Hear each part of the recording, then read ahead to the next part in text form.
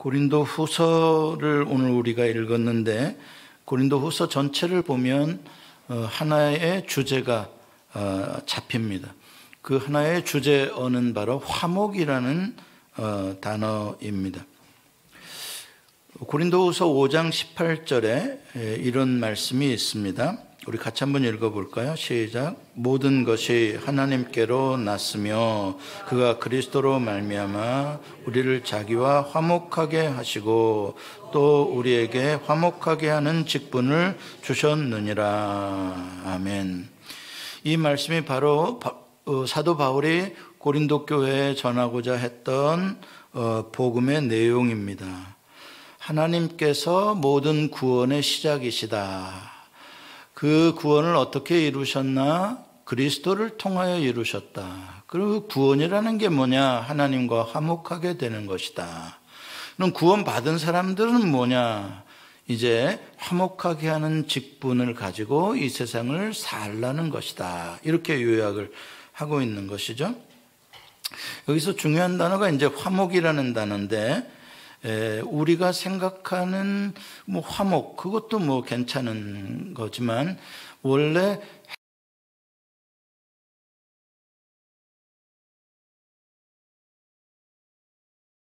카탈라소라는 말인데, 이 카탈라소라는 헬라어 단어는 시장에서 상거래할 때 주로 쓰던 단어입니다. 무슨 뜻이냐? 화폐의 가치를 정확하게 계산해 준다라는 뜻이에요. 그 화폐가 가지고 있는 value를 속여서 깎지 않고 저울을 정확하게 달아준다는 것이죠. 그 가치를 정확하게 계산셈을 해주는다라는 말이 바로 이 카탈라소라는 단어입니다. 이게 이제 인간관계에 적용이 되면 어떤 단어가 되냐면 한 사람의 인격을 깎아내리거나 그 사람의 가치를 무시하지 않고 그 사람의 가치를 온전히 인정해 줌으로써 A와 B가 동등하게 1대1의 인격적인 관계를 맺는다. 이런 말이에요. 한쪽으로 기울어진 관계가 아닙니다. 동등한 가치를 가진 인격체로서의 관계를 맺는다. 그게 화목인 거예요. 그러니까 가부장적인 사회에서 화목이라는 굉장히 어려운 겁니다. 왜냐하면 남자는 하늘이요, 여자는 땅이야. 우리 화목하게 지내자. 이건 시작 자체가 화목이 될 수가 없는 겁니다. 동등해져야 화목이 될 수 있다는 거, 이게 굉장히 중요한 것이죠. 다시 말해서 이거는 무엇을 전제로 하는 거냐면은 화목하게 되었다라는 건 그 전에 화목하지 못했다라는 건 무슨 뜻이겠어요? A와 B가 서로 동등한 관계가 아니었다. A가 높아 교만했든지 B를 무시했든지 그랬던 것을 전제로 해서 다시 그것을 A가 낮아지고 B를 높여주고 해서 화목하게 되는 것이죠. 그래서 광야에서 외치는 자의 소리로서 세례 요한이 이사야서의 그런 말씀을 전하면서 한 말이 뭐예요?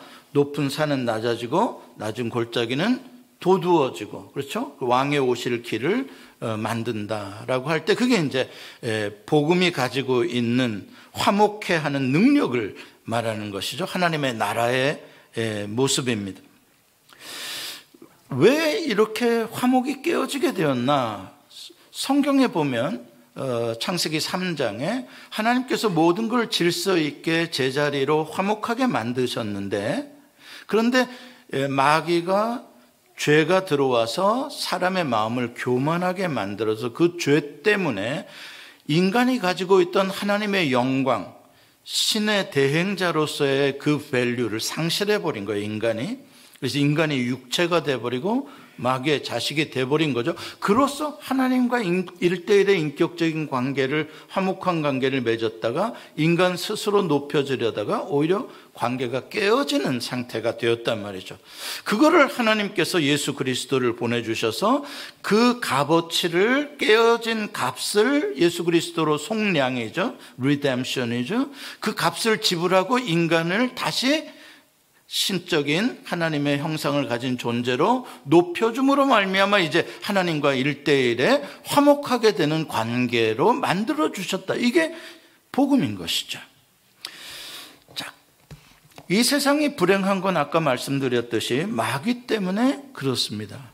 안타깝게도 마귀가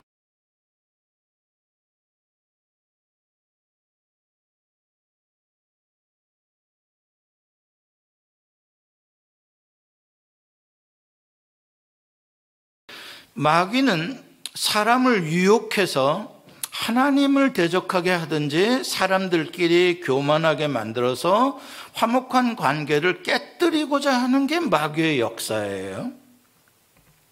거기에 복음의 능력이라는 건 이렇게 깨어진 관계를 제자리로 돌려놓는 것입니다.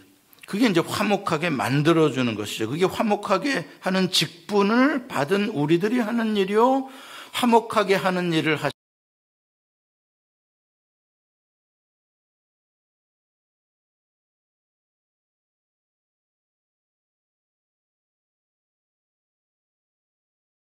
관계들 속에 가해자에게는 회개하는 마음을 주시고 피해자에게는 용서하는 마음을 주셔서 높은 자를 낮추고 낮은 자를 높여서 다시 화목한 관계로 회복을 시켜주는 게 복음의 능력인 것입니다.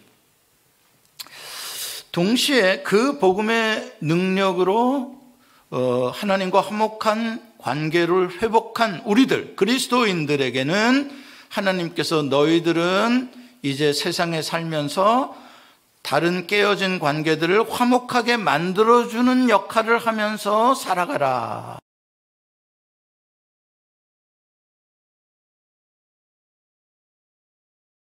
헬라어로 마귀를 디아볼로스라고 합니다. 영어로 보통 우리가 디아블로 그래가지고 악마들, 요즘에는 그런 컴퓨터 게임이 아주 디아블로 게임이 유명한데, 이 디아블로스라는 말의 원래 뜻은 이제 참소자, 거짓 비방자, 말 그대로 liar, 거짓말장이에요. 거짓의 아비 이러잖아요. 그게 이제 디아볼로스라는 말인데, 원래는 이 단어가 흥미로운 거는 디아라는 접두어와 볼로스라는 명사가 합쳐진 건데, 볼로스라는 말의 어근은 뭐냐면은 발로라는 단어예요.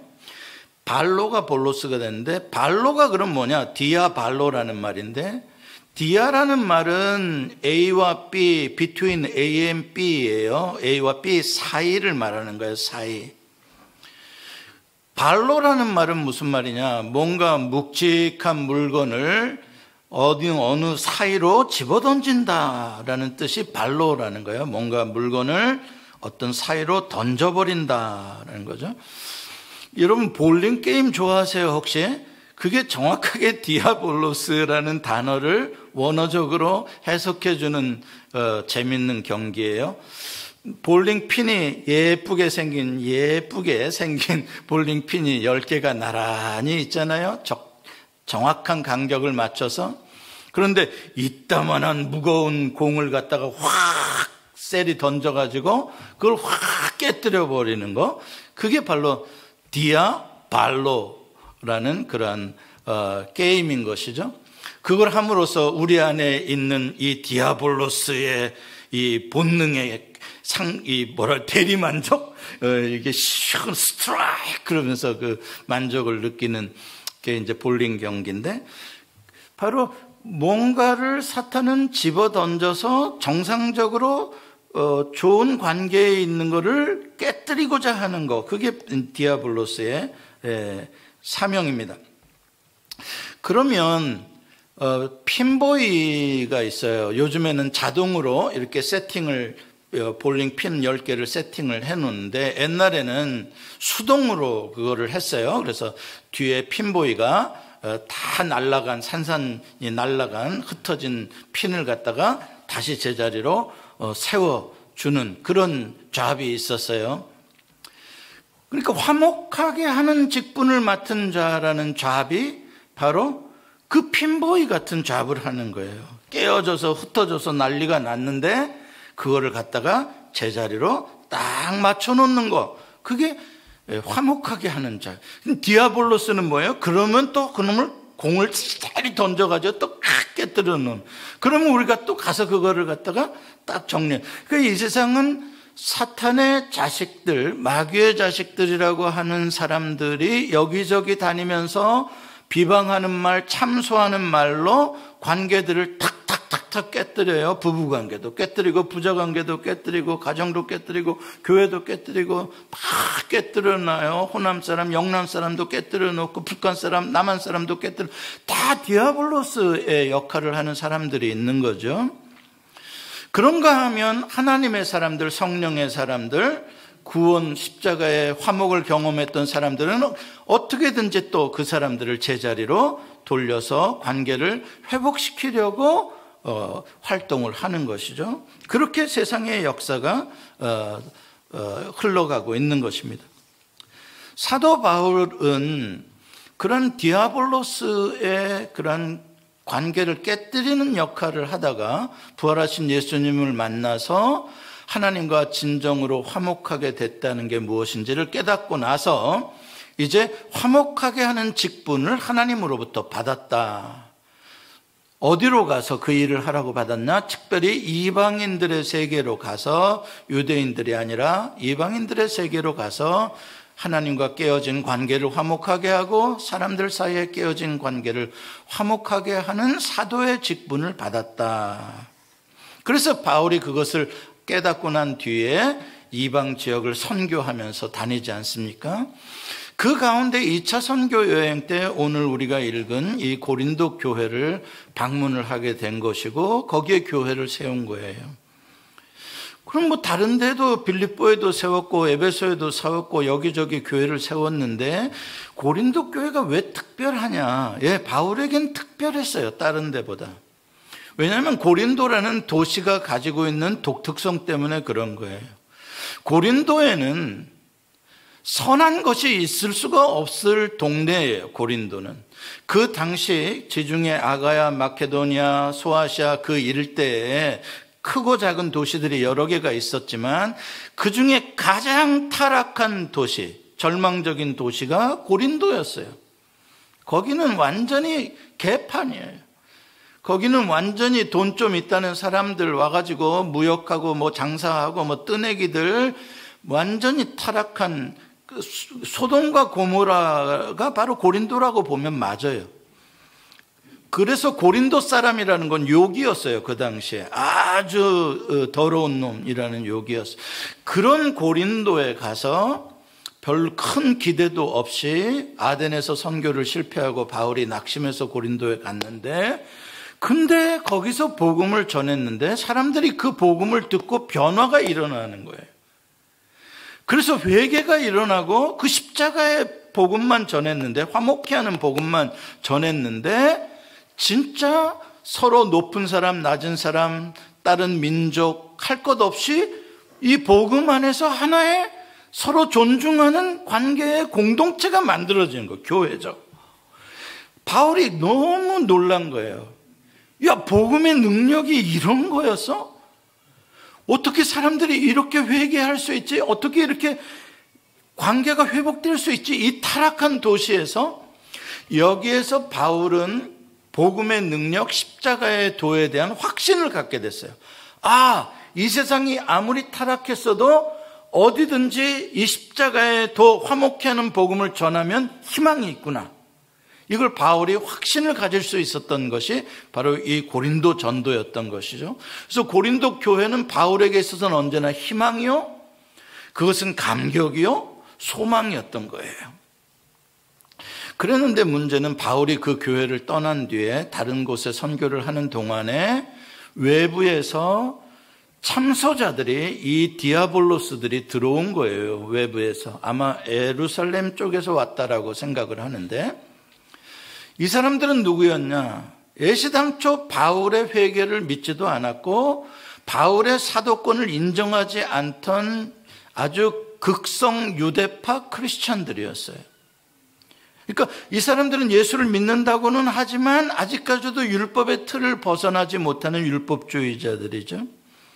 그래서 바울에 대해서 전혀 신뢰하지 않았고 바울이 가르치는 복음도 인정하지 않았고 이들이 와가지고 예수님을 전하긴 하는데 할례를 받으라고 하는 둥 아니면 유대인들의 전통을 따르라고 하는 둥 갈라디아 교회에 했던 짓거리들을 바로 이 고린도 교회에 와서도 하는 거예요. 결정적인 건 바울의 사도권을 인정하지 않으니까 바울이 전한 복음은 가짜가 돼버리고 마는 것이죠. 이런 사람들을 어떻게 고린도 교회가 그렇게 쉽게 받아주었나. 겉으로는 예루살렘 교회에 뭔가 자기네들이 라이센스 티처라고 이렇게 타이틀을 가지고 온 거예요. 굉장히 거룩해 보이고요. 굉장히 종교성이 탁월해 보이고요. 많은 지식도 있고요. 그러니까 성도들이 그냥 거기에 빠진 거죠. 속아 넘어가는 거죠, 말 그대로. 이게 볼로스의 특징이에요. 광명의 천사를 가장하는 것이죠. 그래서 영적으로 무장되지 않으면 이 디아볼로스들의 가짜 말이 진짜인 것처럼 들리게 되어지는 거예요. 지금도 수많은 사람들이 이 디아볼로스의 말에 미혹이 되면 무슨 멀쩡한 대학 교수도 막 이 형편없는 이단에 빠지고요. 별의별 일들이 다 일어나잖아요. 우리가 신앙생활하면서 시험에 드는 경우들 여러 이유들이 있는데 그 중에 하나가 바로 이 비방자들, 누군가 와가지고 귓속에 속삭인 사람들 때문에 신앙생활 잘하다가 무너지는 사람들이 굉장히 많이 있습니다. 그럼 그들이 나랑 관계를 깨뜨리려고 온 사람들처럼 보일까요? 아니죠. 겉으로는 멋지게 보이는데, 겉으로는 막 정직하게 보이고 성실하게 보이고 겉으로는 나에게 굉장히 잘해주는 사람으로 보이는데 말도 그렇게 하는 것 같은데 그들이 목적은 어디에 있느냐? 마귀의 목적은 결국 그 소리로 말미암아 관계를 깨어뜨려 버린다는 데 문제가 있죠. 그래서 마귀가 주로 어떤 사람을 통해서 우리의 귀를 그렇게 마음속에 들어오는가? 나랑 친한 사람 내지는 내가 믿을 만한 사람 내지는 이런 사람들의 말을 통해서 들어오게 되는 것입니다. 그 결과 고린도 교회는 이제 바울에 대한 신뢰가 완전히 깨어졌고 바울만 관계가 깨어진 것만 문제가 되는 게 아니라 바울에게 배웠던 복음을 신뢰하지 않게 되어지는 거예요. 그리고 이 율법주의적인 복음, 이단이죠. 그 거짓 선지자들, 거짓 교사들의 가르침 속에 빠지게 되는 것입니다. 이게 이제 바울에게 있어서 제일 심각한 거죠. 바울은 인간적으로 배신을 당하는 거는 견딜만 한 거예요. 바울은 그렇게 생각했어요. 그까짓 거 살다 보면 인간적으로 배신 당할 수도 있지.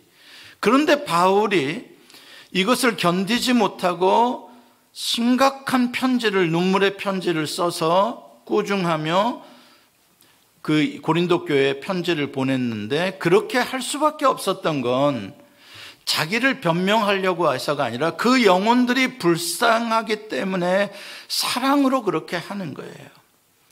바울의 사도권만 무시당하는 게 아니라 바울이 전한 복음이 무시당하고 결국 그 교회는 복음에서 떠난 교회가 되고 마니까 그게 너무나 안타까워서 바울이 고통스럽지만 그들을 마지막으로 돌아올 수 있게 하기 위해 편지를 보냈던 것이죠.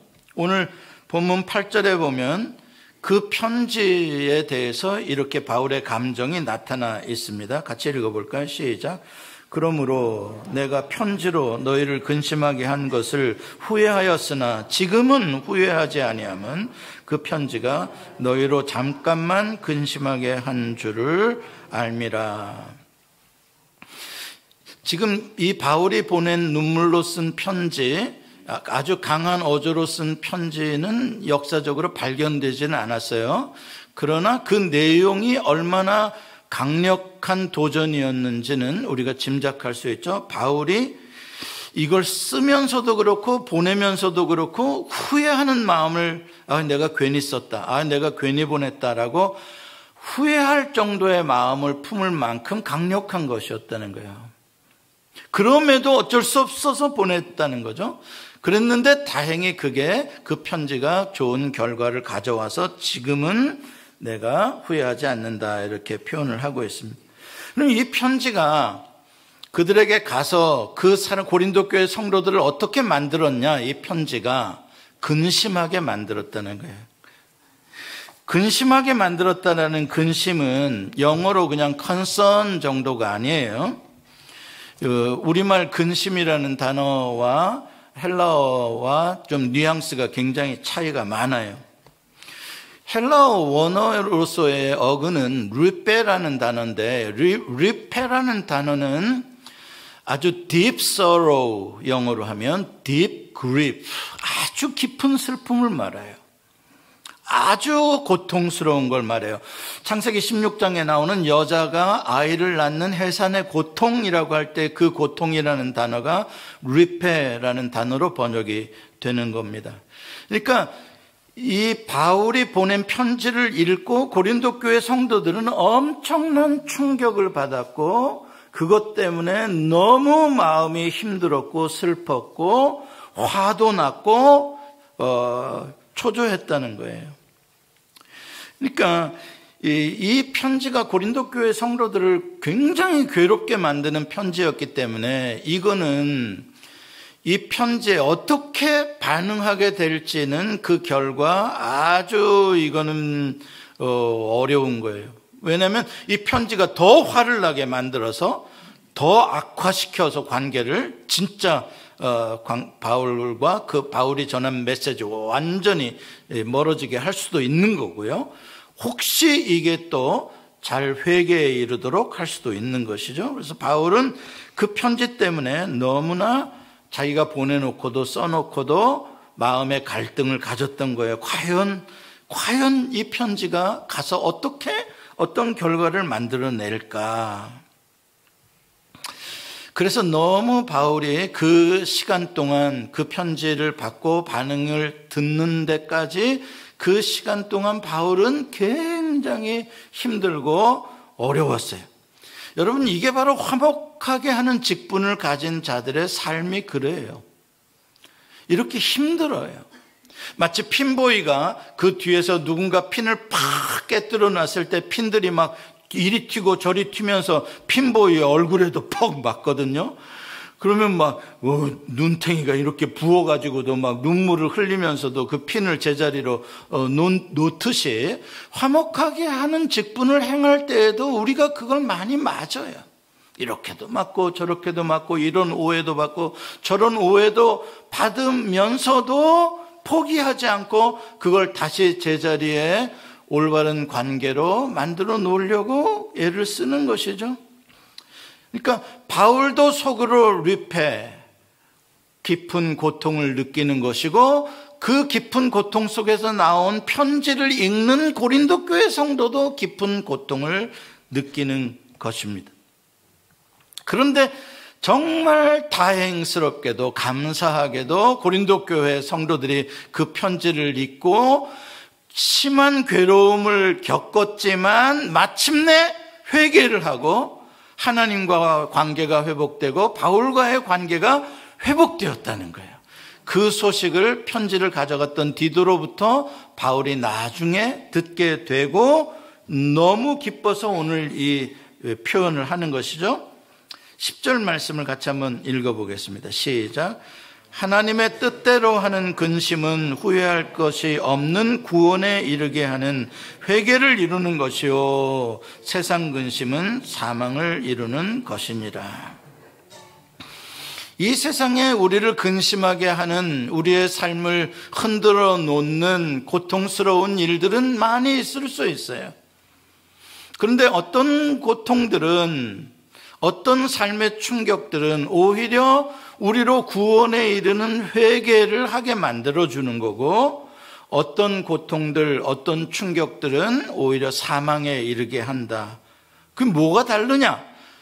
그러한 것들이 왔을 때, 우리의 삶에 던져졌을 때 그 근심을 하나님의 뜻대로 하게 되면 회개와 구원에 이르고 기쁨을 맛보게 되지만 하나님의 뜻대로 하지 않고 세상 뜻대로 하게 되면 오히려 사망에 이르고 오히려 멸망하게 된다는 것이죠. 근데 고린도 교회는 그걸 바울이 충격을 던져줬을 때 그 충격을 하나님의 뜻대로 감당함으로 말미암아 회개하게 되었고 구원에 이르게 되었고 화목한 기쁨을 다시 맛보게 된 것입니다. 그럼 하나님의 뜻대로 하는 근심이라는 게 뭐냐? 어떤 충격이 나의 삶에 들어왔을 때 그것을 나의 감정으로 반응하는 게 아니라 나의 입장에서 반응하는 게 아니라 나의 관점에서 보는 게 아니라 나의 관점을 벗어나서 하나님의 관점에서 나를 보는 거예요. 이게 하나님의 뜻대로 하는 근심인 것이죠. 나의 삶에 지금 이러한 문제가 던져졌어요. 나를 충고하고 나에게 충격과 나를 꾸중하고 나를 괴롭게 하는 어떤 메시지와 사건이 던져졌어요. 그럴 때 하나님은 이것을 통해서 내가 어떻게 반응하기를 원하실까? 하나님이 나를 보시는, 하나님이 나의 행위를 보시는 관점은 무엇일까? 하나님이 이걸 통해 내가 무엇을 하기를 원하실까? 라고 하나님의 마음의 입장에서 그것을 바라보게 되어질 때 그것이 우리의 마음에 감동을 주고 회개하게 만들고 우리를 변화시켜서 구원에 이르게 한다라는 것이죠. 우리가 지난주에 하나님의 마음을 느끼는 관계로서 우리가 신앙생활을 해야 된다. 어떻게 하나님의 마음을 느끼냐? 우리 안에 하나님의 말씀이 충만하고 성령이 충만하면 그것이 우리로 하여금 하나님의 마음을 느끼게 해주는 것이죠. 그래서 여러분들도 살다 보면 하나님의 말씀이 나를 치시고 하나님의 말씀이 나를 두드리시고 어떨 때는 나에게 찔림을 주시는 때들이 있을 수 있는 것이죠. 그러나 그것이 하나님의 뜻대로 그것을 받아들이고 그것을 해석할 때에 나의 삶이 변화되고 더 아름다운 구원의 생명으로 바뀌어지지만 그것을 잘못 받아들이게 되면 바리새인들처럼 오히려 복음을 대적하고 예수 그리스도를 죽이고, 그렇죠? 스데반의 설교를 듣고 마음에 찔림을 받은 사람들이 돌을 들어서 오히려 스데반을 죽이는 것 같은 그런 반응이 나올 수도 있기 때문에 우리가 하나님의 오늘 너희가 그의 음성을 듣거든 마음을 완고하게 하지 말라라는 히브리서 3장 7절의 말씀대로 우리가 하나님의 말씀을 들을 때에 그 말씀을 제대로 하나님의 뜻 안에서 찔림을 받아야 하는 것, 그게 바로 회개에 이르는 구원입니다. 예를 들어서 다윗과 사울 왕의 차이가 있습니다. 다윗은 밧세바를 취한 죄에 대해서 감추어졌던 것이죠. 나단 선지자가 그걸 드러내는 말을 전해줬을 때 엄청난 충격을 받았습니다. 그렇죠? 쥐도새도 모르는 그 비밀을 나단이 이 말을 할 때 다윗이 얼마나 놀랬을까 상상해 보세요. 자기가 왕인데. 자, 여기서 이제 엄청난 충격이 리페가 들어온 거예요. 이것에서 다윗이 화가 나고 열을 받아서 칼을 들어서 나단을 죽여버릴 수도 있는 거고요. 이 리페가 들어왔을 때 하나님의 뜻대로 이 고통을, 괴로움을 생각하게 되어서 회개에 이르고 다시 하나님과의 관계가 회복될 수, 은총이 회복될 수 있는 상황이죠. 다윗은 어느 쪽으로 갔어요? 하나님께서 나단을 통하여 나에게 지금 무엇을 말씀하시며 나의 어떤 모습을 보게 하시는가? 다윗은 그것을 생각했고 바로 회개에 들어가는데 시편 51편처럼 눈물로 침상을 띄울 만큼 다윗은 전인격적인 회개를 하게 되는 거예요. 그 나단의 말이 다윗의 모든 삶을 다 흔들어 놓는 거예요. 마치 이번에 허리케인이 플로리다를 완전히 다 처닝하는 것처럼 다윗의 전 인생, 전 인격을 이 나단의 메시지가 다 흔들어 놓는 거예요. 이거 고통스럽죠. 오늘 본문에도 보면은 본문 11절에 보면 하나님의 말씀이 얼마나 간절하게 하며, 얼마나 변증하게 하며, 얼마나 분하게 하며, 얼마나 두렵게 하며, 얼마나 사모하게 하며, 얼마나 열심히 있게 하며, 얼마나 벌하게 하는가. 7가지의 동사를 통해서 전면적으로 고린도 교회 성도들을 흔들어 놓는 걸 표현하고 있잖아요. 허리케인 5죠. 완전히 캐터고리 5. 완전히 뒤집어 놓는. 다윗은 나단의 말을 듣고 그렇게 반응을 한 거예요. 그래서 그 과정은 힘들었지만 그걸 통해서 다윗은 새 사람으로 거듭날 수 있었고, 전인격적인 변화로 하나님과의 관계, 그의 남은 삶에 새로운 하나님의 은총이 회복될 수 있었어요. 베드로도 예수를 모른다고 부인했다가 온전히 회개함으로 다시 순교자의 사명을 감당하는 사도가 되었듯이요. 그러나 사울은 달라요. 사울은 하나님 앞에 죄를 범했다는 것을 사무엘 선지자를 통해 듣습니다. 여러 차례 들어요. 근데 사울은 그때뿐이에요. 듣고 잠시 감정적으로 사무엘 보는 앞에서 후회하는 척해요. 내가 잘못했나이다 이렇게 해요. 그러나 한 번도 눈물로 회개한 적이 없어요. 사울 왕은요. 전인격적으로 그것을 깊이 그 말씀을 듣고 자기를 뒤집는 반응이 없어요. 그냥 겉으로 척만 하는 거죠. 그러다 보니까 사무엘로부터 여러 꾸중을 들었어도 열만 받았지 사울 왕은 하나도 변화되는 게 없어요. 그냥 자기의 길로 하나님과 멀어지는 길로 가뿐이에요. 가룟 유다도 마찬가지죠. 그냥 후회해서 자기 자신을 죽이는 쪽으로 열받아서 가는 거예요. 이렇게 하나님의 말씀은 우리 안에 들어와서 굉장히 강렬한 역사를 일으켜냅니다. 하나님께서는 우리가 디아블로스로 말미암아 깨어진 관계 속에 들어오셔서 그 관계를 다시 회복시키기 위해 높은 산은 깎으시고 낮은 산은 돋우시는 그러한 큰 사역을 일으키세요. 하나님께서 하시는 사역. 그게 바로 우리를 꾸중하게도 하시고 우리를 회복하게 하시는 복음의 메시지입니다. 그건 하나님께서 우리를 사랑하시기 때문에 주시는 하나님의 마음이죠. 그렇게 하나님의 말씀이 여러분에게 떨어질 때 어느 때는 괴로울 수 있어요. 그러나 그것은 나의 삶을 괴롭고 깊이 생각하고 요동하게 해서 하나님과 관계를 회복하고 사람들과의 관계를 회복시켜 주시려는 하나님의 은혜인 것이죠. 그 과정을 잘 마치게 되면 뭐가 나오냐? 최종적으로 화목이 이루어지면서 거기서부터 joy, 기쁨이 나오는 거예요. 탕자는 아버지를 떠나서 그 다음에 모든 걸 다 잃고 돼지우리 속에 들어가서 후회를 하죠. 내가 어쩌다 이렇게 되었나. 거기까지는 후회입니다. 그러나 거기서부터 자리를 박차고 아버지께로, 아버지 집으로 돌아가자 하는 게 회개예요. 돌아온 거예요. 회개하죠. 아버지와의 관계가 회복이 되죠. 아버지가 즉시 그 아들의 신분을 돼지우리 치는 일꾼이 아니라 아들의 신분으로 거기에 반지를 끼워주죠. 그 신분으로 화목이 되게 되면서 바로 뭐가 옵니까? 기쁨이 오죠. 너무나 기뻐서 아들도 기쁘고 아버지도 기뻐서 그 기쁨을 주체하지 못해 동네 잔치, 다른 사람에게까지 그 기쁨이 전해지죠. 자, 이게 천국의 기쁨인 것이죠. 이게 복음의 기쁨인 것이죠.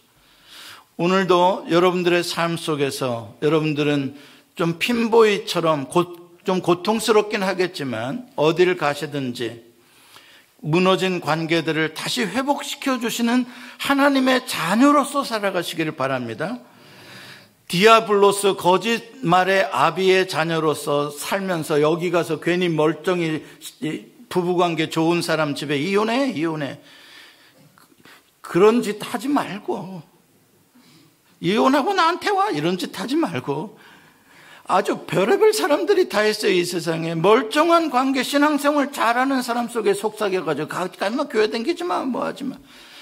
그런 디아볼로스 같은 말 하지 말고 언제나 관계를 회복시켜주며 하나님의 말씀을 들었을 때에는 하나님의 뜻대로 근심하여 구원에 이르는 여러분들 되시기 바랍니다. 기도하시겠습니다.